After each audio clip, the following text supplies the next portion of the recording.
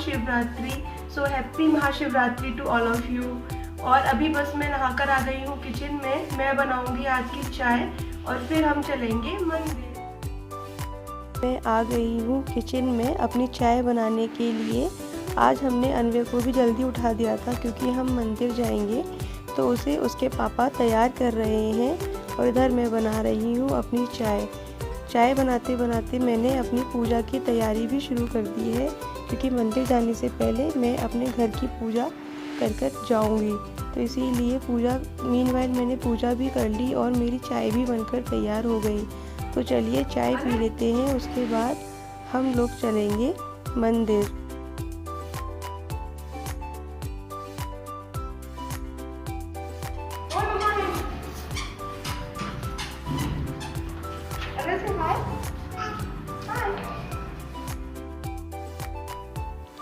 वैसे तो हमारे घर से वॉकिंग डिस्टेंस पर भी एक मंदिर है, लेकिन वो मेन शिव टेम्पल है, इसीलिए उसमें रश ज़्यादा रहता है। तो हमने सोचा कि आज हम साईं टेम्पल चलेंगे क्योंकि वहाँ पर भी उन लोगों ने शिवलिंग रख रखा है तो आज पूजा के लिए। और देखिए यहाँ पर भी कितना रश था। हमें लगा यहाँ रश कम होगा क्योंकि यहाँ पर सिर्फ गुरुवार को ही रश होता है, लेकिन आज महाशिवरात्रि की वजह से आज भी यहाँ पर बहुत ज़्यादा रश है। तो और फिर यहाँ पर देखिए इन लोगों ने इस तरीके से छोटा शिवलिंग रख रखा था जिस पर कि ये लोग अपना खुद का मिल्क दे रहे थे चढ़ाने के लिए। तो हमने भी यहाँ पर अपना मिल्क चढ़ाया और हम लोग अपना मिल्क घर से ही लेकर आए थे, तो हमने वही मिल्क चढ़ा दिया था। उसके बाद हमने पूजा की। पूजा करने के बाद हमने आरती वगैरह करके और फिर हमने यहाँ पर साईं भगवान की पूजा हो रही थी उसको एंजॉय किया।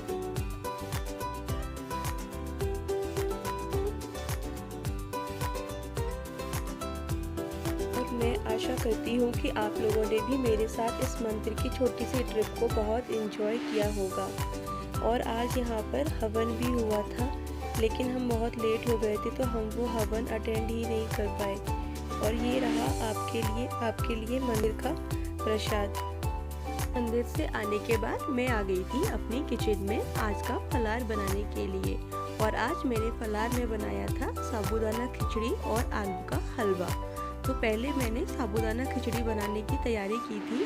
तो उसके लिए मैंने क्या किया, एक कढ़ाई में एक बड़ा चम्मच भरकर घी डाल दिया था। आप चाहें तो ऑयल भी ले सकते हैं। और घी डालने के बाद उसे मैंने गर्म होने के लिए छोड़ दिया था। उसके बाद मैंने एक बड़े साइज़ का आलू लिया और उसको छोटे छोटे टुकड़ों में स्लाइस कर लिया था। और हरी मिर्च को भी छोटा छोटा बारीक काट लिया था। उन दोनों को काटा जब तक मेरा घी भी गर्म हो चुका था। तो मैंने उन दोनों को घी में डाल दिया और उन्हें मैंने 2 मिनट के लिए अच्छे से फ्राई कर लिया था। अच्छे से आलू को हमें पूरा पकाना है, इसीलिए इसे हमें सिम गैस पर ही फ्राई करना होगा जिससे कि ये अच्छे से पक जाए। और वैसे तो हम साबूदाना के और भी आइटम बना सकते थे, जैसे कि साबूदाना बड़ा या साबूदाना चीला, लेकिन मेरे को साबूदाना खिचड़ी पसंद है, इसीलिए मैंने साबूदाना खिचड़ी बनाना ही प्रेफर किया था। इधर मेरे आलू फ्राई हो रहे थे और उधर मैंने मीनवाइल आलू के हलवे की भी तैयारी कर ली थी। आलू का हलवा बनाने के लिए मैंने एक फ्राई पैन में 2 बड़े चम्मच घी के डाल दिए थे। और इधर मैंने 3.5 आलू ले लिया है, जिसे कि मैंने पहले ही बॉईल करके रख लिया था। और अब मैं उसे मैशर की हेल्प से मैश कर रही हूँ। आप चाहें तो इसे ग्रेटर की हेल्प से ग्रेट भी कर सकते हैं। आखिरकार हमको आलू को पीसना ही है, तो किसी भी तरीके से हम आलू को पीस सकते हैं। उसके बाद मेरा घी गर्म हो गया तो मैंने आलू को उसमें डाल लिया था और फिर मैंने उसे अच्छे से भून लिया था। आलू को हमें जब तक भूनना है जब तक कि ये गोल्डन ब्राउन ना हो जाए। इधर मैं फिर से एक बार अपने फ्राइड आलू को चेक कर लेती हूँ कि वो अच्छे से पक गए हैं या नहीं। तो इन्हें एक बार मैंने और चलाकर चेक किया तो इनमें अभी थोड़ी सी कसर बाकी थी, क्योंकि हमें इन्हें 100% पकाना है, तो इसीलिए हम इन्हें कच्चा नहीं छोड़ सकते। तो इन्हें अभी थोड़ी देर और भूनने देंगे सिम गैस पर। गैस सिम ही रखें, नहीं तो आलू जल सकते हैं। और आलू का हलवा बनाने के लिए मैंने नॉनस्टिक पैन का इस्तेमाल किया है, क्योंकि इसमें क्या आलू चिपकता नहीं है बिल्कुल भी तले पर। अगर हम एल्यूमिनियम का इस्तेमाल करेंगे तो वो चिपक जाता है और फिर आलू वेस्ट हो जाता है। इधर मेरे आलू भी अच्छे से पक गए हैं, तो मैं इसमें साबूदाना डाल दूँगी, जो कि मैंने 3 घंटे पहले सोक करने के लिए रख दिए थे। साबूदाना बनाने के लिए उसे हमेशा सोक करना होता है। सोक करने से वो अच्छे से फूल जाते हैं और फिर एकदम खिली खिली साबूदाना खिचड़ी बनेगी। साबूदाना डालने के बाद मैंने उसको 1 मिनट के लिए फ्राई कर लिया था और उसके बाद मैंने उसमें डाला मूंगफली का पाउडर। मूंगफली का पाउडर बनाने के लिए मैंने 1 कटोरी भरकर मूंगफली ली थी, जिन्हें मैंने ड्राई रोस्ट किया था और उसके बाद उन्हें ठंडा होने के लिए रख दिया था। फिर छिलके निकालकर मैंने उनका पाउडर बना लिया। तो मैंने एक बड़ा कटोरी साबूदाने के आगे आधा बड़ा कटोरी मूंगफली का पाउडर लिया था। उसके बाद मैंने इसमें डाल दिया है सेंधा नमक, जो कि फलाहारी नमक होता है, और फिर मैं इसमें डाल दूंगी ये काली मिर्च का पाउडर। आप चाहे तो इसे कूट कर भी डाल सकते हैं, लेकिन मेरे पास क्रशर था तो मैंने क्रशर की हेल्प से काली मिर्च का पाउडर इसमें डाल दिया था और फिर मैं इसे फिर से 1 मिनट के लिए भून लूँगी। और लीजिए, तैयार है हमारी खिली खिली साबूदाना की खिचड़ी की रेसिपी मेरी मम्मी की है। ये मुझे मेरे बचपन की याद दिलाती है। आप लोग साबूदाना की खिचड़ी कैसे बनाते हैं, प्लीज़ मेरे साथ कमेंट बॉक्स में शेयर ज़रूर कीजिए। मुझे बहुत अच्छा लगेगा जानकर, क्योंकि मुझे बहुत पसंद है डिफरेंट स्टाइल से एक ही चीज़ को बनाना। तो प्लीज़ मेरे साथ अपने व्यूज़ कमेंट बॉक्स में शेयर ज़रूर करना।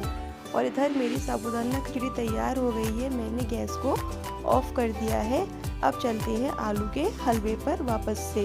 तो आलू को अभी और थोड़ी देर के लिए भूनेंगे, जब तक कि ये घी ना छोड़ जाए। घी छोड़ने के लिए इसको लगभग 10 मिनट तक हमें भूनना ही रहता है, लेकिन इसके लिए गैस हम हमेशा फुल ही रखेंगे। फुल रखने से ये जल्दी भुन जाएगा और इसका टेस्ट भी ख़राब नहीं होगा। और अब देखिए जैसे जैसे अभी सिमटने में आने लगा है, सिकुड़कर कम भी रह गया है। उसके बाद हम इसमें डाल देंगे चीनी। यहाँ मेरे 3 बड़े आलू के आगे मैंने 1 बड़ा कटोरा भरकर चीनी डाला है। ग्राम्स में मापे तो आलू मेरे 300 ग्राम थे और उसके लिए मैंने लगभग 150 ग्राम चीनी इसमें डाल दी है। और फिर मैंने कुछ 5-6 केसर की स्ट्रिंग्स को गर्म दूध में ढककर रख दिया था, जिससे कि वो अपना कलर छोड़ ले। केसर डालने से हलवे का कलर बहुत ही प्यारा आता है। तो ये भी मैंने इसमें डाल दिया है। अब आप सोच रहे होंगे कि ये तो एकदम से पतला हो गया। हाँ, ये थोड़ी देर के लिए पतला होता है, उसके बाद जैसे जैसे ये भुनेगा ये वापस से अपनी शेप ले लेगा और ये गाढ़ा होता चला जाएगा। तो इसे हमें गाढ़ा होने के लिए लगातार चलाते हुए भूनना है। आप चाहें तो इस टाइम पर इसमें इलायची पाउडर और थोड़े से नट्स भी डाल सकते हैं, उनसे भी टेस्ट अच्छा आता है। और देखिए, ये हो गया मेरा आलू का हलवा तैयार। तो लीजिए, तैयार है मेरा साबूदाना खिचड़ी, मखाने, चिप्स, आलू का हलवा और दही। आप भी अपने घर में बनाइए और अपने व्यू मेरे साथ कमेंट बॉक्स में शेयर ज़रूर कीजिएगा। फलाहार करने के बाद मैं अन्वी को थोड़ी देर के लिए नीचे घुमाने ले गई थी। उसे नीचे जाकर बच्चों के साथ खेलना अच्छा लगता है और नीचे बच्चों को लेके भी जाना चाहिए, उससे बच्चों का माइंड भी फ्रेश रहता है। और उसके बाद मैं वापस से आ गई थी अपनी किचन में और डिनर की तैयारी करने के लिए। और डिनर में मैं बना रही हूँ आज आलू मटर की सब्ज़ी बिना प्याज के और चपाती।